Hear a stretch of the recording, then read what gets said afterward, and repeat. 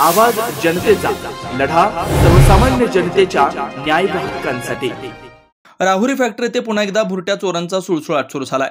येथील गुरुकुल वसाहत भागातील वायचळ नामक व्यक्तीच्या इमारतीमधील 2 बंद फ्लॅटचे कुलूप तोडून चोरट्यांनी आतमध्ये उचकापाचक केल्याची घटना घडली आहे। या चोरीत कुठल्याही प्रकारचा मुद्देमाल चोरीस गेला नसला तरी परिसरात भीतीचे वातावरण पसरलंय।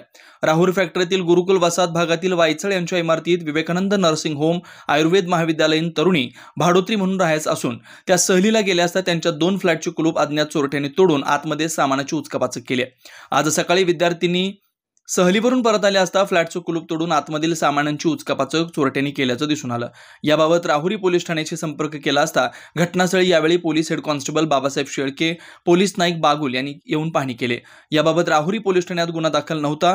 गुरुकुल वसाहत भागात नेहमीच चोऱ्या होत असतात। पोलिसांनी रात्रीची गस्त घालावी अशी मागणी नागरिकांच्यातून होते।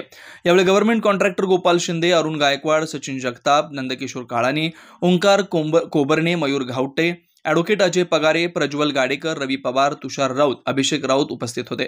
आवाज जनतेसाठी प्रतिनिधी श्रीकांत जाधव सर, ऋषी राऊत, राहुरी फॅक्टरी। नवनवीन घडामोडी आणि सत्य बातमी पाहण्यासाठी आजच आमच्या YouTube चॅनलला सबस्क्राइब करा, शेअर करा आणि लाईक नक्की करा।